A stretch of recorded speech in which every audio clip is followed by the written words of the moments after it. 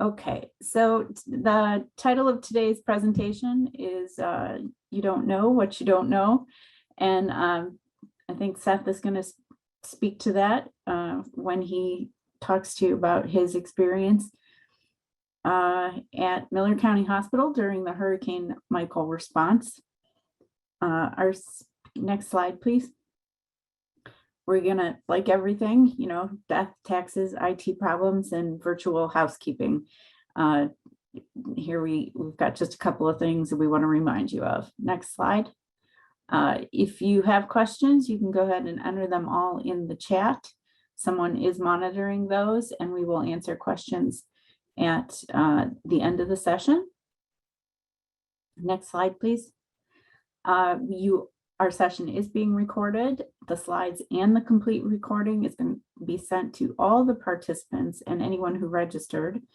And you'll be able to watch that and use it for training purposes at your own facility. As we want you to actively participate, we do ask that you keep yourself on mute and that you turn your camera off, just so we don't have to see anyone eating their lunch or other crazy things that people do in their offices at the lunch hour, just to minimize distraction for all the participants and the speakers. And I see all of you are introducing yourself in the chat, and that's fantastic. You can keep on doing that for us. Next slide. So my name is Tracy Pate, and I'm a public health emergency preparedness specialist with iPro. QIN-QIO, and here's some information about iPro. And we also work with Partners Health Centric Advisors and Clarent, and these are the states that we do quality improvement work with healthcare facilities. I apologize, I can't find my words today. So our speakers today are Seth Maxwell, who is the Emergency Management Coordinator at Archibald Memorial Hospital in Georgia, and Julie Miller, who is the Manager of the Emergency Preparedness Program at Phoebe Putney Memorial Hospital. Seth, a little bit of information about Seth, is kind of a jack of all trades. In looking at his bio, he has worked not only in healthcare, but law enforcement, the fire service, public health, emergency management. In his spare time, which I don't understand how you have any, Seth, with all of those things that you're involved in.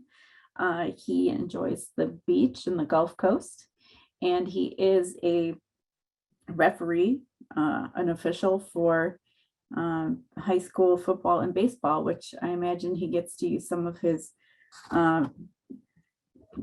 incident de-escalation skills every once in a while with those parents. And then Julie, who has more than 30 years of experience in healthcare and public health, is also going to share her role in the Hurricane Michael response story. Julie is, like I said, the manager of the Emergency Preparedness Program at Phoebe Putney Memorial Hospital, and in her spare time, she likes hiking and treasure hunting at estate sales, which she calls her side hustle. And I asked both of our guest speakers who would play them in the Hollywood version of this, the retelling of this story. Seth aptly chose a character and not an actor. And I think in reading his bio and seeing all the things that he's done in his career, he has chosen MacGyver. And I want to make it perfectly clear that we're going old school MacGyver, not the young MacGyver with the long hippie haircut. We're going 1985 MacGyver. And Julie wants Julia Roberts to play her role. And I think that Julie, you're a little spicy, and I think that is also a very good match. Next slide, please. And now we're going to turn it over to Seth, and he's going to talk to us about the hurricane. Julie's going to hop in on the end and tell us about the regional support that was provided during the response. We're going to do question and answers, and we want to get all this in. There is a video at the end too. So we might keep you guys just a little bit over the hour. It will be in the recording. If you hang up, you'll still get to see the video. Those of you who stay with us, have your box of Kleenex handy. It's a very heartwarming story. And we definitely recommend having some, not, keep your tissues handy. Take notes and have your tissues. With that, Seth, take it away. Thanks, Tracy. Good afternoon, everybody. As Tracy said, this occurred in 2018. It's very near and dear to my heart. I'll try not to take your whole hour, so you have a time to view the video afterwards. So we're going to start October 2018. I was the emergency management director at Miller County Hospital. To give you an idea where that's at, it's in the Southwest Georgia corner of Georgia. It borders Alabama and Florida. So yes, we're way down here in the South. So just going to share a little experiences of our experiences, and hopefully you get something out of it. So there it is on the map of Georgia, way down south. So, all right, next one. So Hurricane Michael became an issue for us starting back earlier than October 6th, 2018. Kind of started as a tropical storm and started moving up through the Gulf, and it gained speed and up to a Category 5 when it was about to make landfall. So next slide.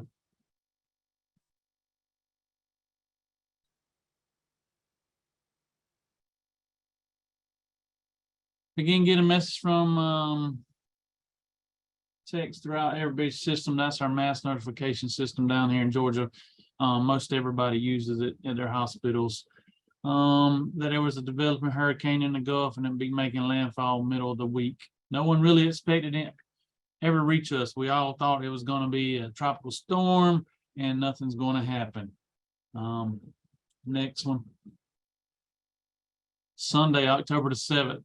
Nice, pretty calm before the storm on beach in Destin, Florida. Next one. So this was the director of nursing's son at Miller County Hospital. They had went fishing that Sunday, caught plenty of fish, as you see, and they said, "What storm?" They were not. It was good for them. So next. Monday, information regarding the storm is picking up from the newscast. As we all know, the news media starts putting it out, wanting everybody to panic, causing panic and causing everybody to be in an uproar. So Wednesday was expected landfall. Hurricane warnings were in effect for all of Southwest Georgia.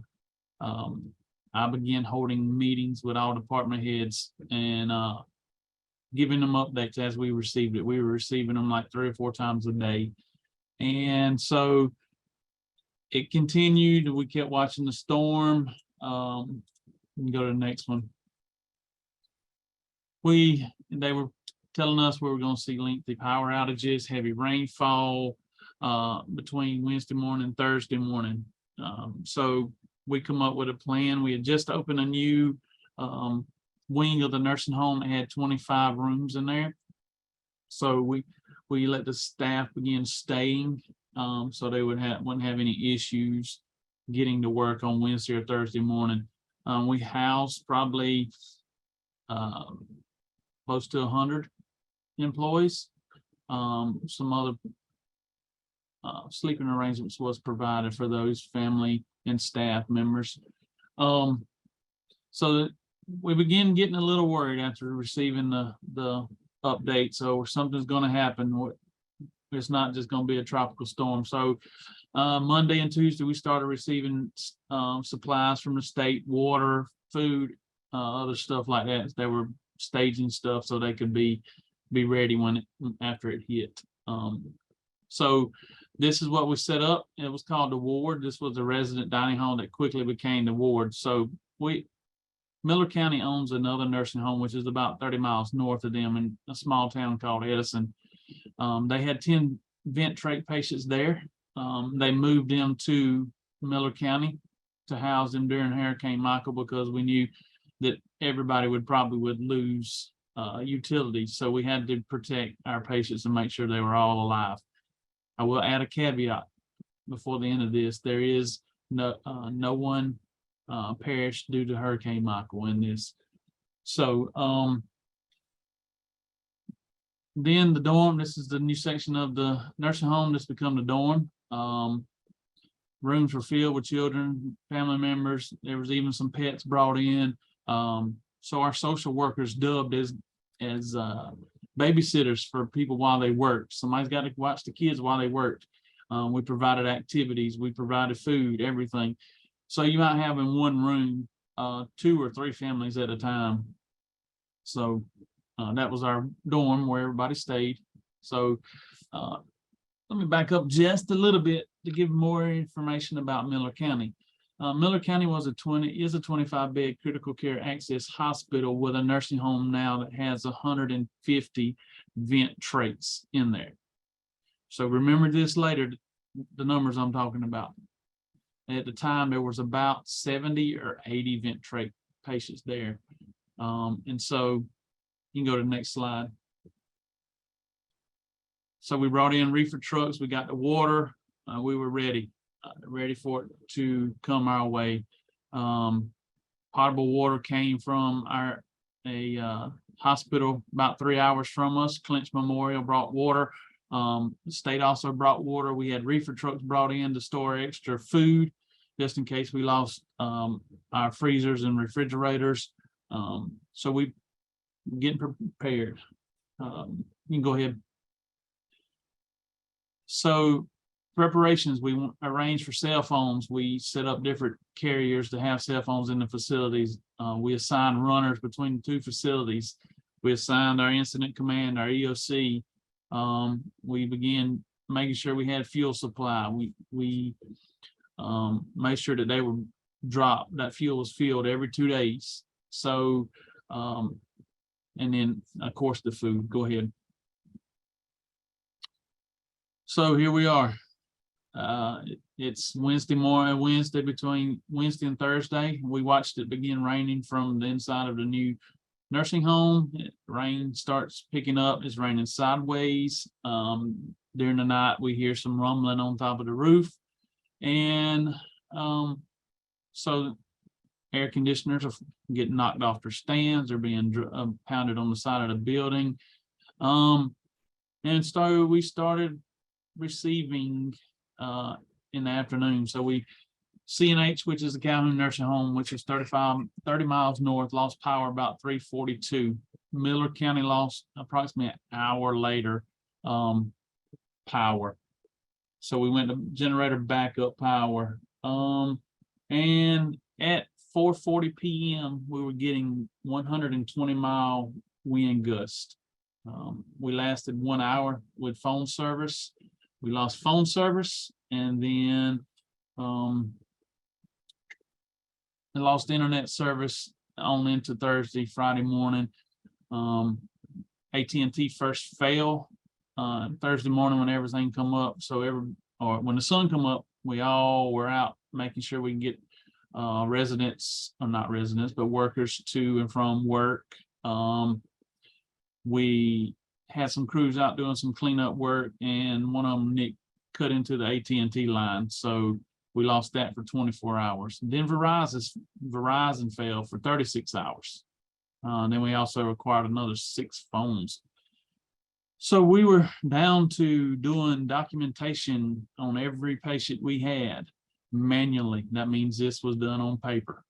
So Wednesday evening at 8:15 p.m., the eye of the storm reached us. So we all know in the eye of the storm, it's calm.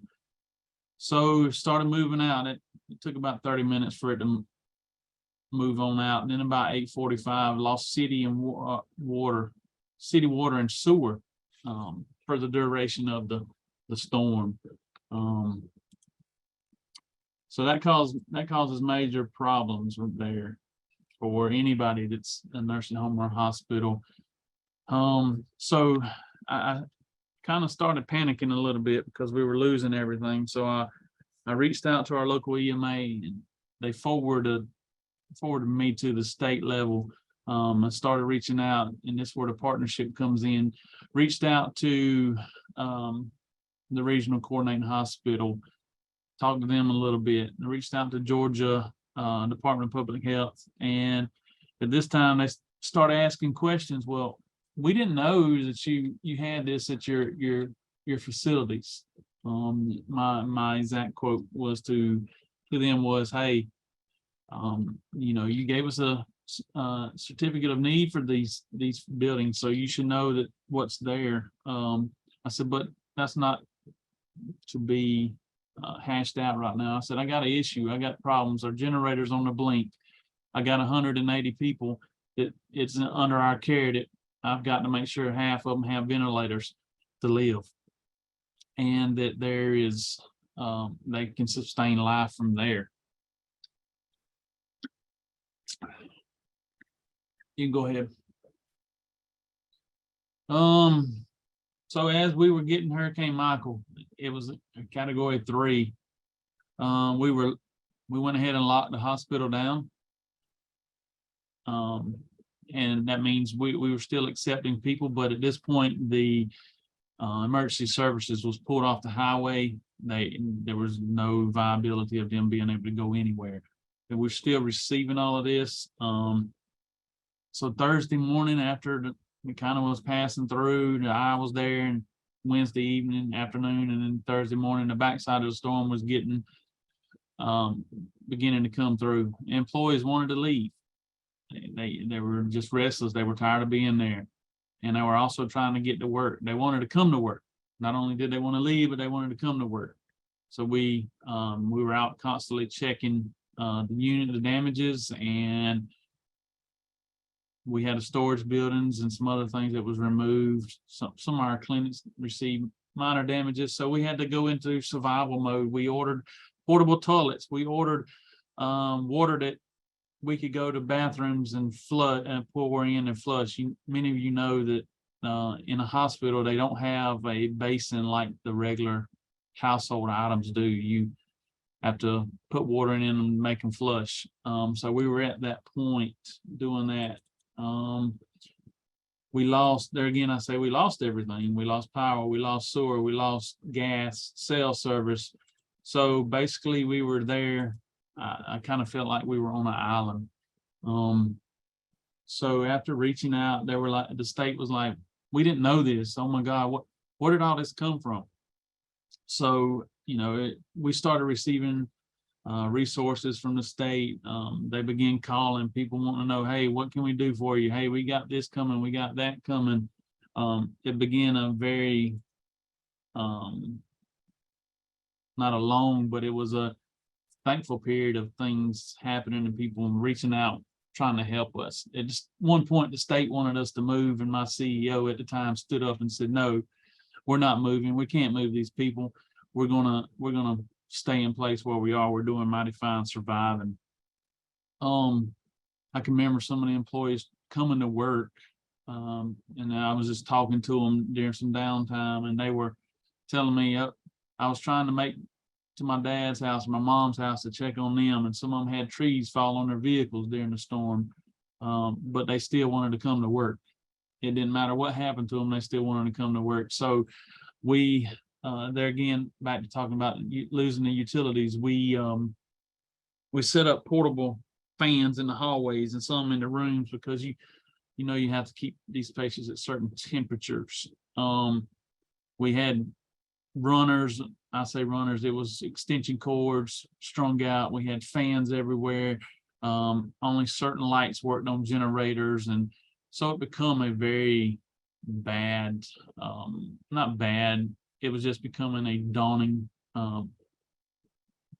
event.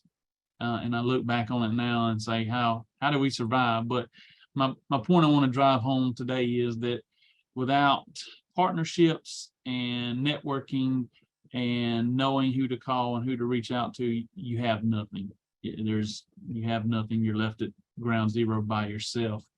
You can go ahead with that. The next photos. This is some of our damage in the photos here. I'll go ahead. few days after, my maintenance staff was putting tarps on the buildings, trying to protect what we had, what was left. The town was just basically almost mutilated. You would see things that's been there for years. It's not there.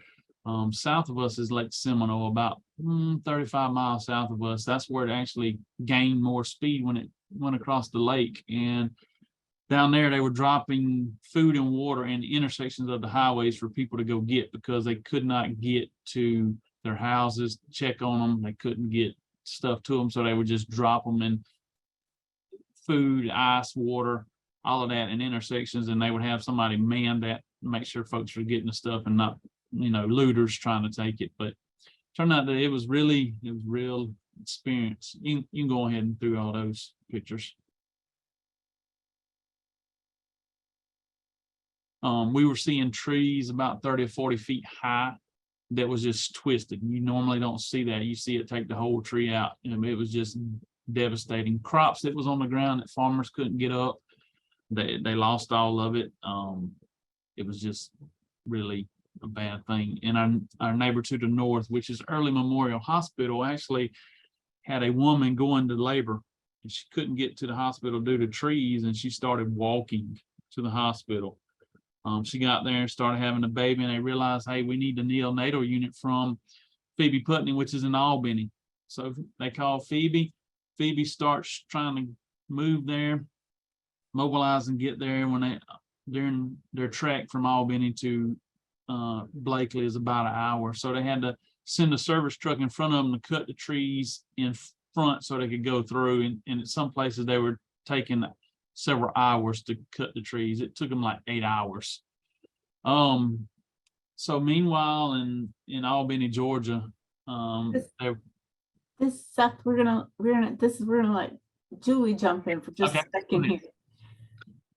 Thank you, Seth. And he's capturing it all, y'all. Some of it's still very raw in the grand scheme. But meanwhile, back in Albany, so at that point, I was about 6 months into retirement after 30 years of public health. I was kind of decompressing from that entire 30 years and received a phone call from my local EMA in Albany. Now, again, this would be about the same time that Seth and them were putting tarps on buildings in there in Miller County. And so we're probably, as he stated, about an hour away. Albany-Daugherty County had been given the Strategic National Stockpile as it relates to point of distribution. So that would be ice, water, MREs, tarps, and it was taking care of a region. And so it was, and we even have people come from other states. We've had the Strategic National Stockpile. So they called me, the EMA called me, they're overwhelmed. Julie, you're retired, will you come help us? Absolutely. So I go and set that up. Local National Guard as well as fire responders come in, and we set that up and have that running. So if you will, within 55 miles of each other, you've got Seth, who's still continuing to try to recoup with a hospital with a special population, truly a niche facility in that aspect. He was still there, still trying to mend and continue to get resources into him. And then again, about 55 miles away, we were taking care of some of those needs. Some of the roads were open by this point, especially your state highways. They had gotten those opened up by the time we received the Strategic National Stockpile. We ran the distribution point for 5 days, 5 calendar days, full force all the way, and we could not have done it without fire and first responders.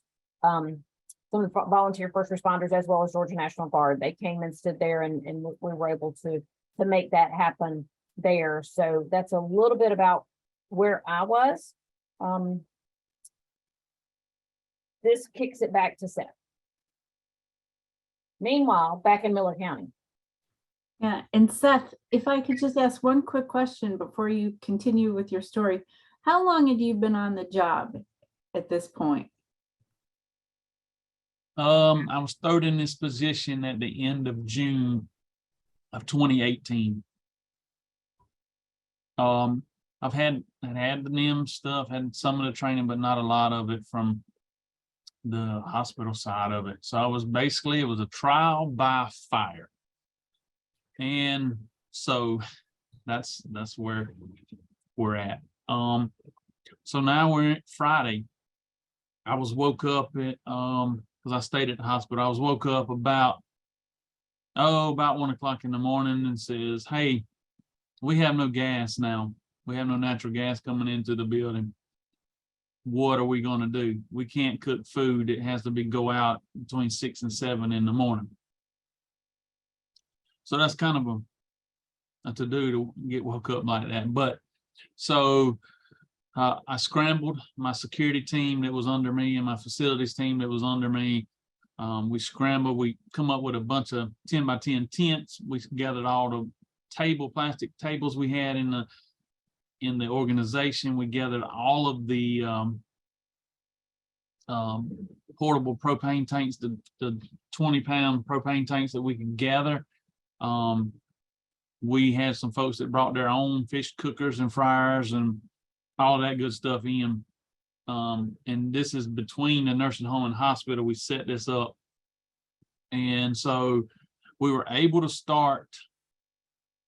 They were able to start about 4:30 preparing meals for breakfast. When the sun came up, we were able to go to Dothan and Albany, and we went into every sporting goods store. We went into every Walmart, and what was left, we bought every propane bottle, every fish cooker they had to make our own.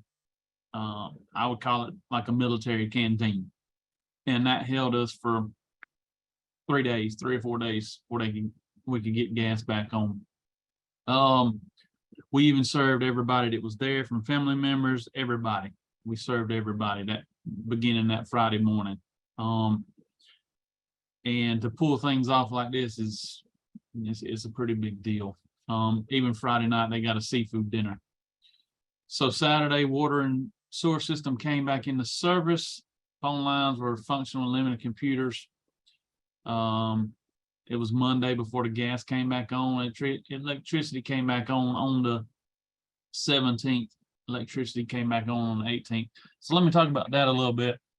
I requested a 500 kW generator, which I knew would run both the hospital and nursing home. Well, we were able, by Friday morning, afternoon, we were able to get our generator people there. Our generator was running, but it wasn't running on all cylinders. So we was able to get our generator people there. They were able to help us bring it up to running on all cylinders completely. So I took that 500 kW generator that I had requested from GEMA once it arrived, and I sent it to Calhoun Nursing Home because they're smaller city than us, and they didn't have the infrastructure in their utilities department like the city of Colquitt did. So we got it up there, got it hooked up. They were able to run 3 or 4 days on it. Same situation. They didn't have gas, anything like that. So we basically set up 2 military canteens to provide food for everybody. So we probably fed 300 people daily on this thing. All right, go ahead.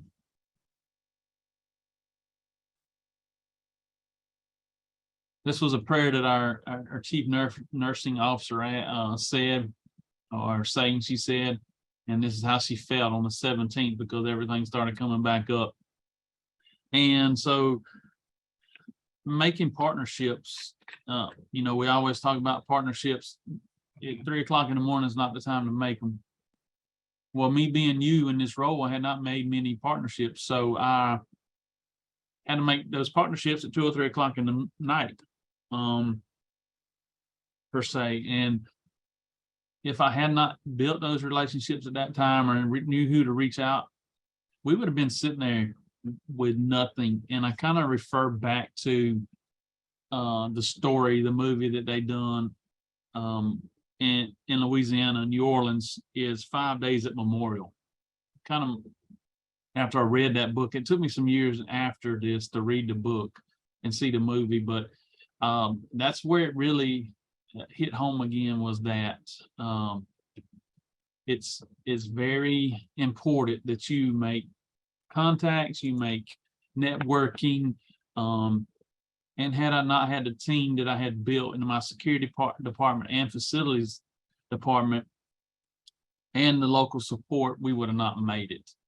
through this. And if you go back to Miller County today and you talk to Robin Rao, the CEO, there, she will tell you, and the chief nursing officer will tell you, had it not been for the people Seth knew and the contacts he knew, we would have not made it.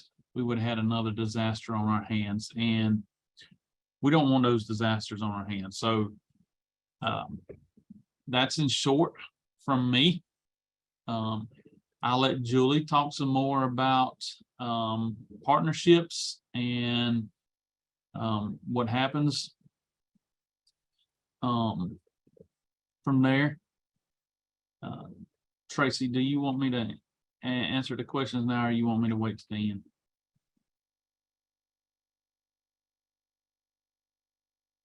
Mary Ellen, do we have any questions in the chat right now for Seth?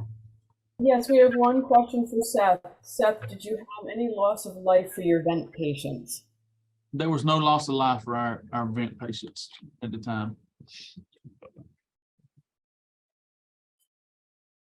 And Julie, do you want to talk a little bit more about how you have, because we all know that what Mother Nature is special, and the weather is changing. The hurricane season is coming later.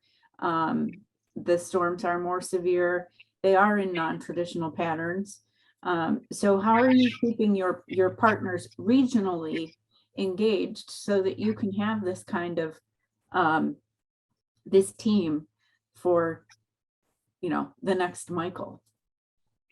Great question. And I just have to say, Seth does a great job. He's no longer in the Miller location. He is in a larger system in our area, and we're just blessed beyond measure to have him in our region. So 3 years ago, I came on with Phoebe Putnam Memorial Hospital, which is the regional coordinating hospital. We have 11 of those in the state of Georgia, based on a map getting drawn up long before I ever got here. So 3 years ago, I became the point person for the regional coordinating hospital. And one of the tasks that we have within the regional coordinating hospital is to function within the collaboratives, so the healthcare coalitions / collaboratives that we have. So there's one in each of the hospital regions. So we have one. So Seth and I are in one, and our region just happens to have the alphabet attached to it of K. So with that being said, we meet quarterly. And one of the things we do is we have time for sharing, so to speak. But one of the things that we have seen that makes a difference, it keeps people engaged on the bright, pretty day. So when the generators are working and the backups have been tested, and it's a bright, pretty day, just like on the picture, and it's as blue as it can be, and everybody's happy, and we're heading to a soccer game in the afternoon, all those things. Those are the days that we want to make sure that we're talking about what has happened, but more so, do we need training? Do we need tabletop exercises? Do we need regional tabletop exercises? And how can we do that with over 7,000 square miles? So our region is huge. And as Seth has pointed out, we're gregarious. We do have some industries around the area, but we are still, there's a lot of crops around us. And so there's some space between us. So we have found that training is the thing. Training on the bright, pretty day, training for sitting in meetings, so that someone who is in Miller County Hospital, or somebody who's at John D. Archibald, or someone who is in Blakely Early County, that they are able to come into my community, and we're able to sit at a table and do the training. And so in the course of that, it's not so much that I just find out that Seth works at the hospital, but I find out that Seth has a team of volunteers and a group of people he's connected to that are called umpires. So is there anything about that that might help me? I don't know today, but I've sure enough kept that information under my cap so that I can make sure that I try to make those connections. So I think that that's some of what we do, is we create those relationships and those personal connections during trainings, because we have breaks, we have scenarios, we try to talk through things. And in the trainings, because the trainings are things such as critical incident stress management, it's hospital decon, it's radiation chemical updates. Some of it's one-day educational classwork, and sometimes they're 3-day hands-on. Let's make sure everybody puts on and takes off the PPE as it's needed. And by the way, if you don't have any, who does have a few extras so you can call, and how do you do that? And how do we loan things out? So that's what we have we've done in our region to get ready is to look at our needs, look at after action reports. Even if it's a localized event in your hospital, we look at the after action reports or we ask if they can be shared, and some can and some cannot based on hospital regulations for that specific item. But we try desperately to make sure that we're making those connections, because just as Seth stated, he was what, 5 months into the job when Michael reared his ugly head through Miller County. There are more people like Seth. There's more people like Julie that have only been on the job for 3 years, and everything else that I've done wasn't hospital centric, but it was public health centric. But disaster response was part of the picture. So that's what we're doing in our region. I think it works. We had a meeting last week, and we had 54 that pre-registered to attend the meeting. And now again, it's a central location meeting and it's face-to-face now. And we had over 70 attend. So people want to be involved. They want the education. They care that their facility can make it through and stand on their own until backup can show up. And so that's, I think it's growing their profession as well. And Seth and I both try to help mentor as well as recruit. We want strong professionals in our area, and we help each other recruit and talk about how that happens. So I think that's where we are. Okay, does anyone have any questions for Julie before we go to the next slide? Tracy, I will add, Okay, go ahead. while you're getting that ready to go, but I will add into this that without relationships or networking, you're nothing, honestly, in the emergency management world. And I'll say this because, and we're in front of a big group. Julie became a mentor after Hurricane Michael, and we bounce stuff off of each other daily, and that's because of the relationship we made with each other, professional relationships there. So that's a very big and very important part of things. I completely agree with that. One of my favorite taglines is, if you're doing emergency management or emergency preparedness by yourself, you're doing it wrong.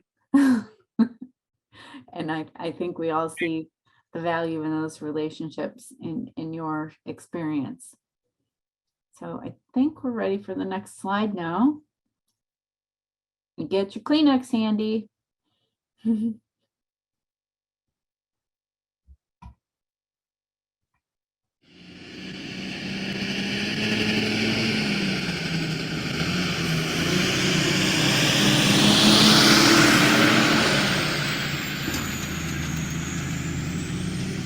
I've been in healthcare for nearly 30 years and here at Donaldsonville Hospital. Never have I ever seen an event like this. I've heard of tornadoes hitting communities and seen those communities, and the path of destruction was horrific. And it was a mile wide, but never an event like this, where the path of destruction could be as far wide as 20 to 25 miles, and it stretches the entire length of our whole county.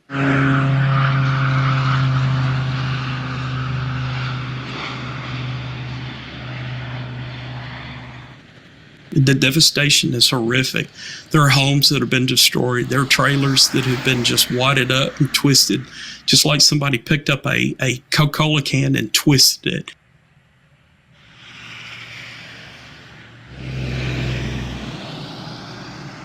I mean, we're in that zone where it's not unusual for us to have bad weather several times a year, but we were expecting a tropical storm at its worst up until about 24 hours beforehand.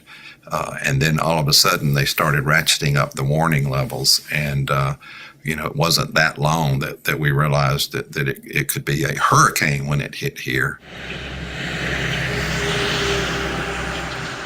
There was nobody in town that didn't have any trees down. That's how bad it was. There was trees everywhere. Cars damaged, houses damaged, roof leaking. There was just damage everywhere. I don't think Bainbridge would ever be the same. I mean, it's just, we're still looking at debris, a couple months later. On my farm, while I moved the animals into safer pastures, we still lost a good number of animals. I never envisioned that so many trees would be down. I lost over 100 acres of pasture due to downed trees and the incredible flooding that still remains out there.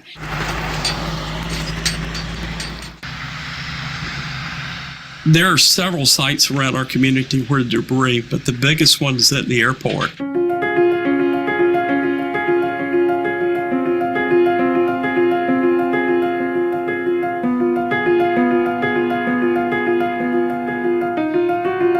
There's just hundreds of yards of debris, many feet high, yards wide of debris that's just been collected just in the town. That's not counting throughout the entire county. There are multiple sites, and the trucks are just continuously 7 days a week, all during daylight hours, collecting materials on the side of the roads. And now it's been 2 months, and these trucks continuously run day in and day out.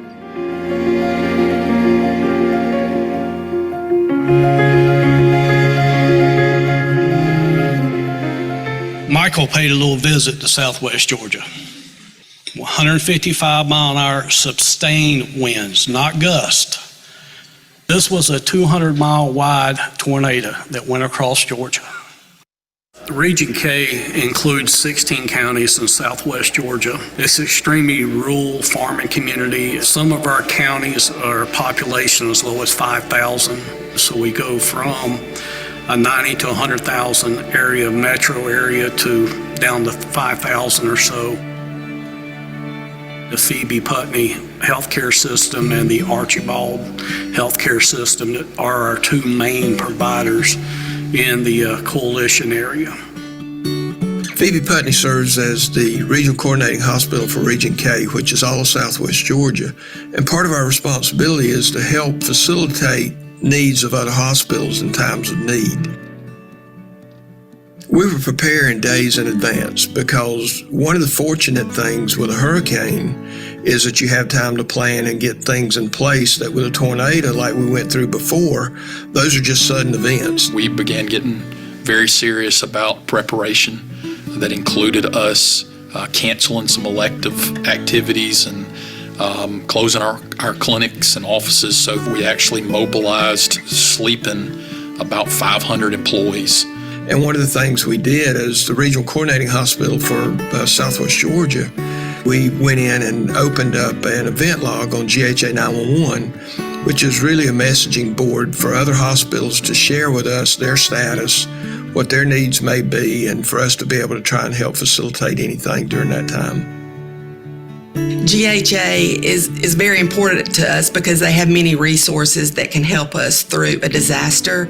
And we knew that their resources were out there if we needed staff or we needed physicians. If we needed to transfer patients, we knew that we could call on them.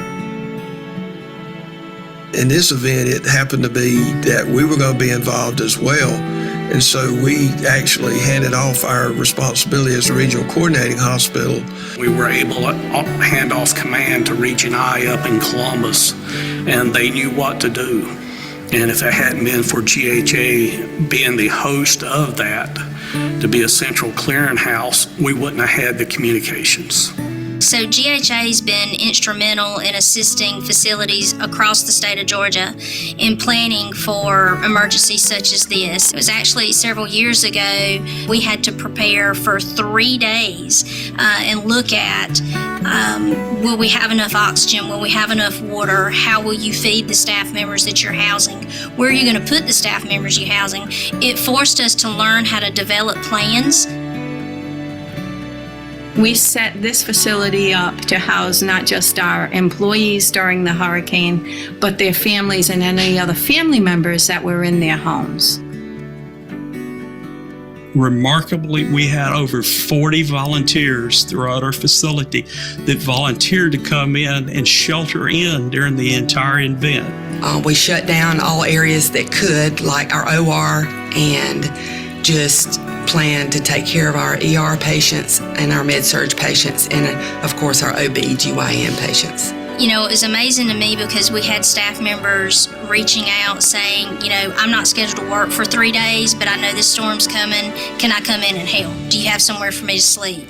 They never once said, I don't want to do this. I'm not going to do this. We didn't have any of that. We made the call. We put the message out there. They said, I'll be there.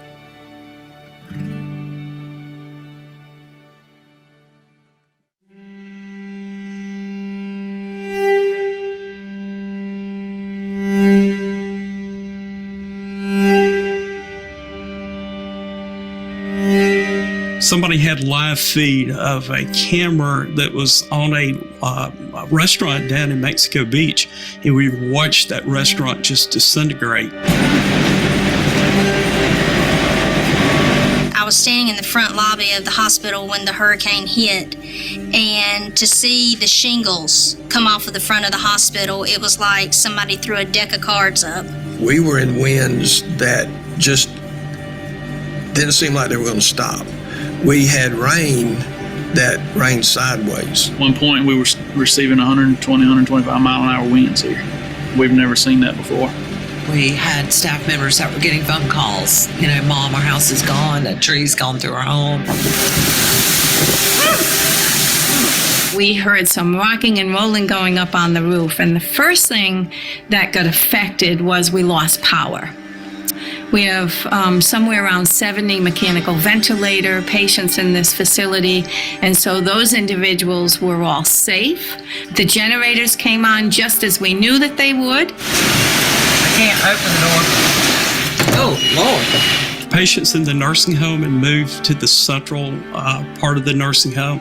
They started to get a little panicky. You could see what was going on outside. They were looking out the windows. So we just started playing the piano and decided to have a hurricane party in the midst of that to kind of take their minds off of it. Hey, smile, Ruby, this is our hurricane party.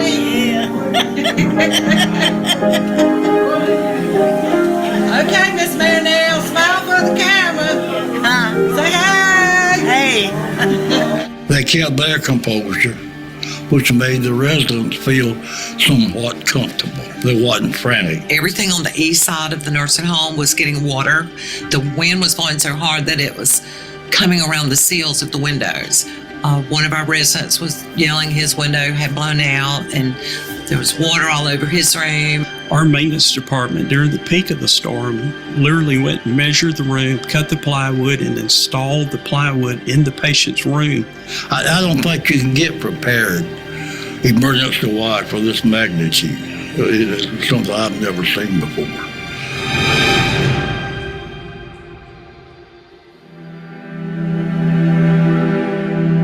We realized that we had lost a lot of our cell coverage inside.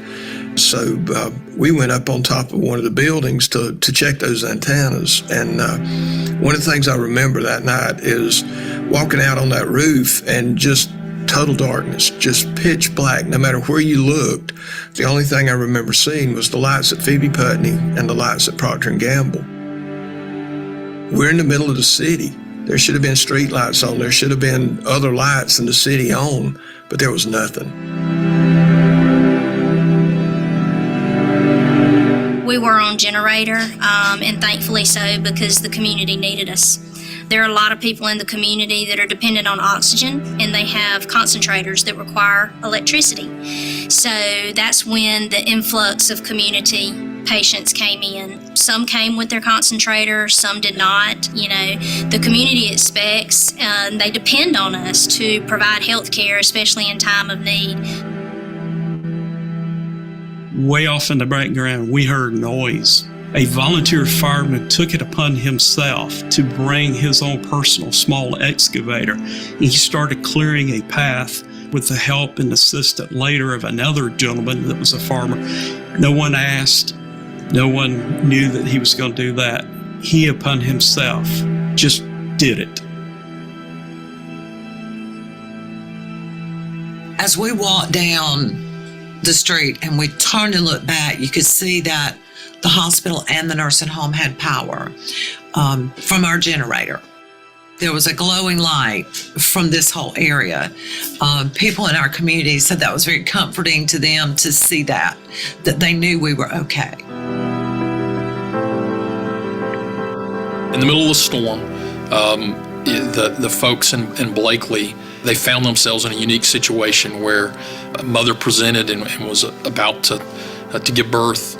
They had a 27-week mom that was threatening to deliver, and that's in a hospital that doesn't have a nursery, much less a NICU. Basically said she had walked over a mile from her house in labor, and then from there, the police brought her to the emergency room in the patrol car because of all the debris and trees. All the ground systems were inactive. So at that point in time, we were just hoping and praying for time. I mean, they kept calling people everywhere. It's like, we can't come. I know this the end. I just started crying. It's like, it's gonna be okay, all that. During the night, we'd lost power.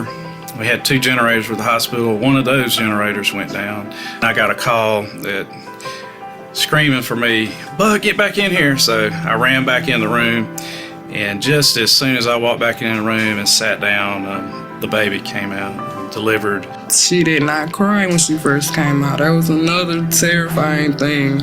And I looked over there, she was moving and kicking, so I started feeling good. It was right at 14 inches, 1.9 pounds, very tiny. We had to resort to looking for air transport, so we actually called CHOA, Wolfson Children's Hospital, and UAB, and those air transport systems were grounded. So we had to make a decision to send our team.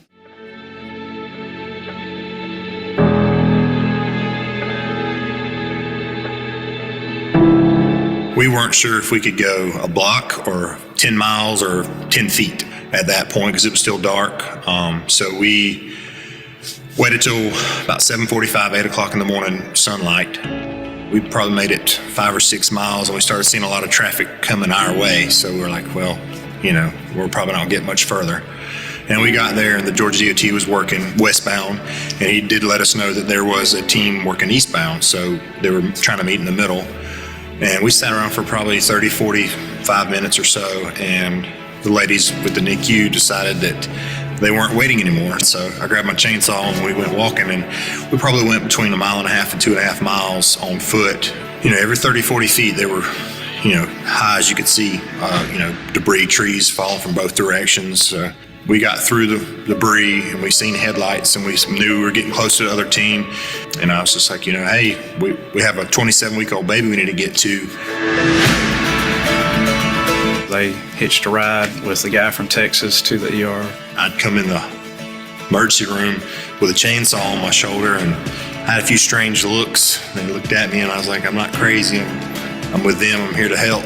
I was so happy to see them. I was thanking them. I mean, they got right on their job and just took over from there. The infant by that point was actually starting to struggle with breathing. So they stabilized the infant, and then the question was, can we get the baby back here? We were full. Our NICU was full at that time. So our team subsequently took the infant from Blakely to the Regional Perinatal Center at Piedmont Columbus. When I seen that baby, and it was that long. I mean, seriously, it was the little bittiest thing I've ever seen. And that made it all worthwhile. With all that was going on, for things to go that well, it was really a kind of a miracle and a blessing. The team in Blakely, I can't give enough credit to. I think that they're the heroes, the transport team that had to cut down trees and dodge power lines. Those are the folks that were the heroes. Yeah, it's just a cool story. And again, it goes back to how 3 different organizations that are not connected, where they're not all part of the Phoebe system, but they were all connected at a higher level of taking care of the region and taking care of the community.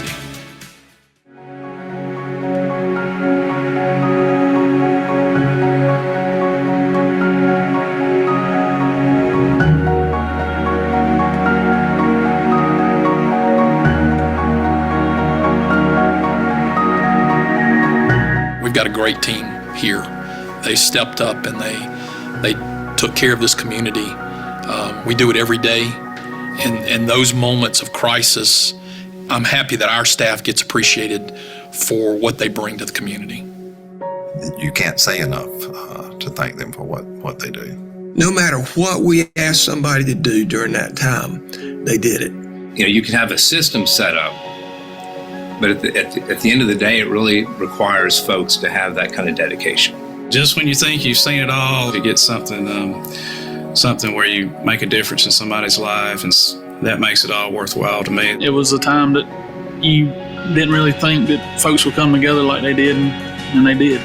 Patients have to have somewhere to go, and we're here to make sure they are taken care of. Everything that we do here is purposeful with intent. This is my hometown. I want to take care of this community.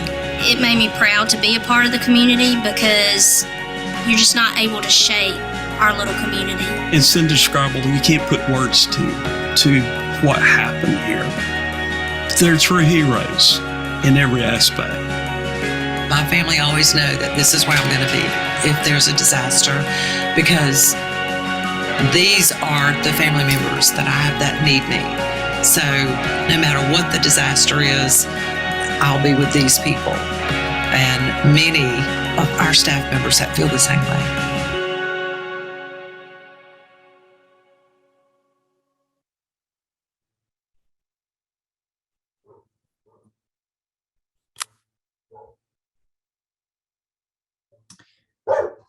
So there's one of the Pate dogs has some questions.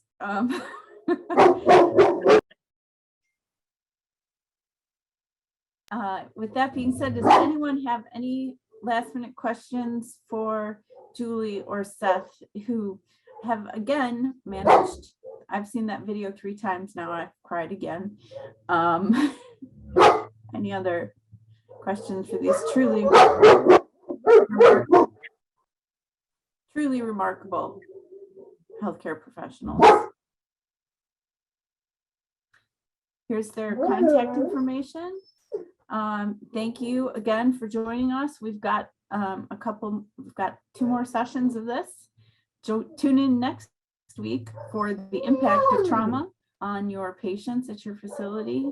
That's going to be another great presentation. And then the 4th session, everybody loves the media, and we're going to learn how to deal with them efficiently and effectively. And I think we've got one more slide. We've also got another program coming up here, talk about the top 10 deficiencies.